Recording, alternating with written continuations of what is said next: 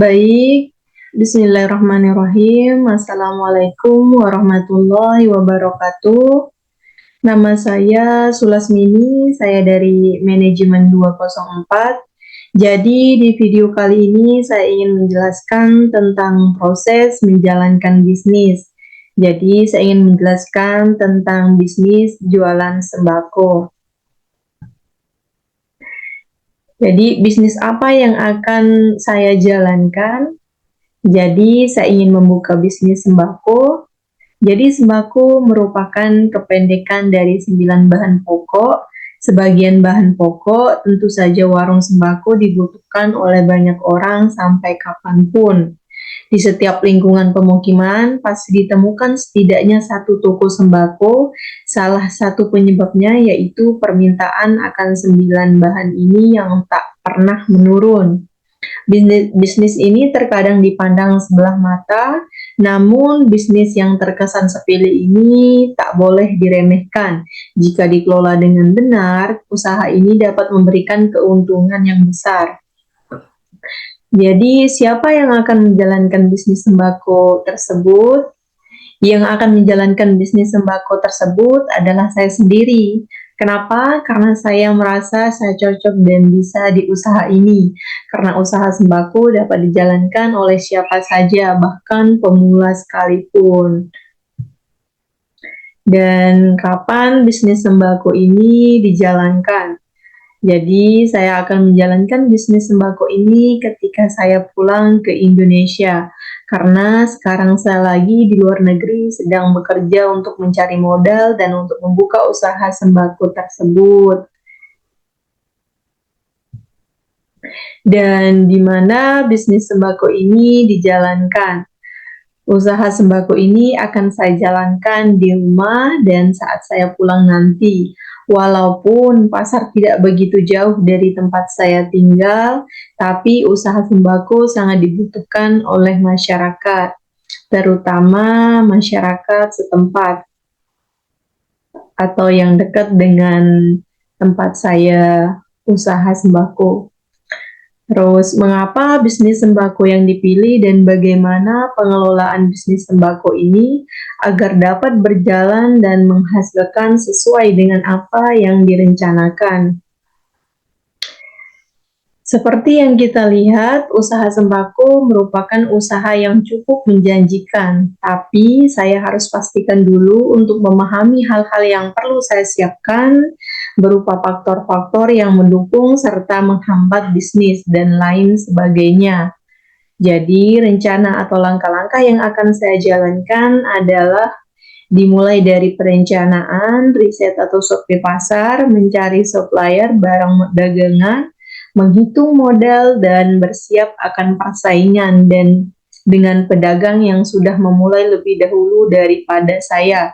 Kemudian cari tempat yang bagus untuk membuka usaha sembako.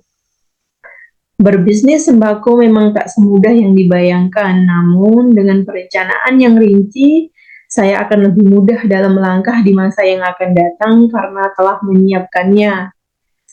Jadi, berikut proses untuk menjalankan bisnis sembako tersebut. Yang pertama, rencanakan usaha. Jadi, bisnis sekecil apapun harus dimulai dengan perencanaan yang matang. Begitu juga dengan usaha sembako. Meskipun terlihat gampang, memulai sebuah usaha toko tak bisa sembarangan. Jangan sampai saya melenggang tanpa rencana yang akan menyebabkan kerugian di kemudian hari. Pelajari terlebih dahulu seluk-beluk cara memulai usaha sembako. Jadi, kemudian lakukan riset pasar.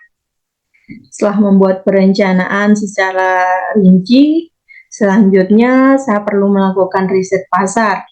Riset atau survei pasar bertujuan untuk mengetahui seberapa besar peluang saya untuk terjun di bisnis ini.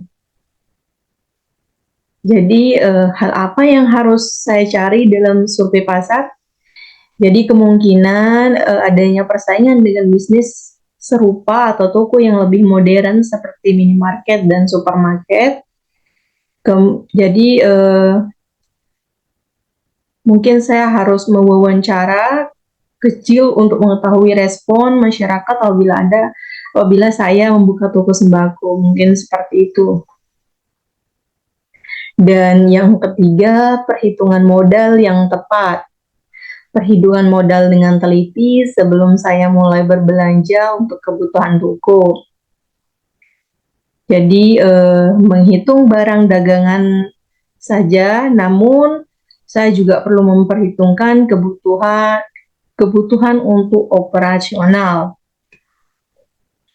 Jadi dan untuk yang keempat, perhatikan tata letak barang. Jadi tata letak barang menjadi sangat penting di toko sembako.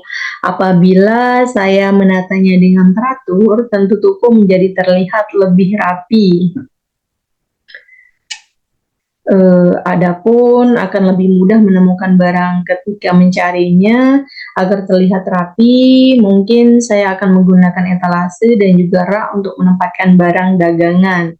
Dan saya juga akan pisahkan barang-barang sesuai dengan kelompoknya. Jadi saya tidak akan mencampurkan antara bahan makanan dengan sabun. Dan yang kelima, perhatikan kebersihan toko. Jadi tips membuka usaha warung sembako yang kelima yaitu perhatikan kebersihan toko. Toko yang bersih membuat pembeli dan juga saya merasa lebih nyaman. Calon pembeli akan lebih tertarik dengan toko yang memperhatikan kebersihan lingkungan. Selalu bersihkan toko sebelum saya membukanya, periksa dan pastikan semua barang ada di tempatnya. Dan untuk yang keenam, pilih sembako yang berkualitas. Bahan pokok seperti beras, minyak goreng, dan gula pasir dikelompokkan ke dalam beberapa kelas. Kelas ini dibuat berdasarkan kualitasnya. Jadi saya menjual sembako dengan kualitas terbaik. Barang dengan kualitas yang lebih bagus akan disukai pelanggan meskipun harganya relatif lebih tinggi. Mungkin saya juga akan menyediakan barang dagangan dari dua kualitas yang berbeda. Hal ini bisa saya lakukan jika tidak ingin pelanggan pindah ke lain hati karena harga yang lebih mahal. Jadi nanti biarkan pembeli yang memilih barang berdasarkan kualitas kemampuannya.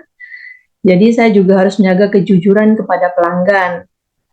Katakanlah kondisi dan kualitas barang berdasarkan faktanya.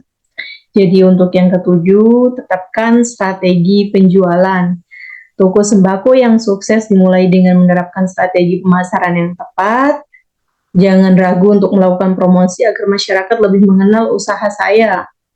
Promosi bisa dilakukan dengan berbagai macam cara. Ada cara konvensional seperti menyebarkan pamflet dan brosur. Ada pula cara pemasaran yang lebih modern seperti menggunakan media sosial. Dan untuk yang ke-8, memberikan pelayanan terbaik. Jangan biarkan pergi karena pelayanan yang saya berikan kurang memuaskan. Selalu bersikap ramah dan menghargai pelanggan dapat membuat pelanggan menjadi lebih senang ketika berbelanja. Kombinasi antara toko yang bersih dan rapi, barang yang berkualitas, promosi, serta pelayanan yang ramah akan membuat pelanggan akan kembali berkunjung ke toko saya terus-menerus. Dan saya juga tidak lupa untuk menyambut pelanggan yang baru datang dengan mengucapkan salam seperti selamat datang, silakan berbelanja. Dan saya tidak lupa akan mengucapkan terima kasih setiap pembeli akan meninggalkan toko saya. Dan untuk yang ke-9, pembukaan warung sembako. Hal terakhir yang tak boleh saya lewatkan yaitu pembukuan. Mengapa harus melakukan pembukuan? Transaksi sekecil apapun yang saya lakukan dalam bisnis warung sembako harus dicatat. Pembukuan biasanya didokumentasikan dalam buku khas. Data di dalamnya akan memudahkan saya memantau status keuangan toko. Apakah saya mengalami keuntungan atau kerugian? Jadi data ini juga dapat dijadikan acuan untuk evaluasi strategi bisnis. Begitu besar manfaat pembukuan dalam sebuah bisnis. Sayangnya tak semua orang memahami cara melakukan pembukuan. Oleh sebab itu, hadirlah buku warung untuk menangani masalah ini. Jadi buku warung itu merupakan sebuah aplikasi pembukuan yang memudahkan para pemilik usaha. Jadi seperti itu. Terima kasih. Baik. Jadi mungkin sampai di sini penjelasan tentang proses memulai usaha. Kurang dan lebihnya mohon maaf. Wabillahi taufiq wal hidayah. Assalamualaikum warahmatullahi wabarakatuh.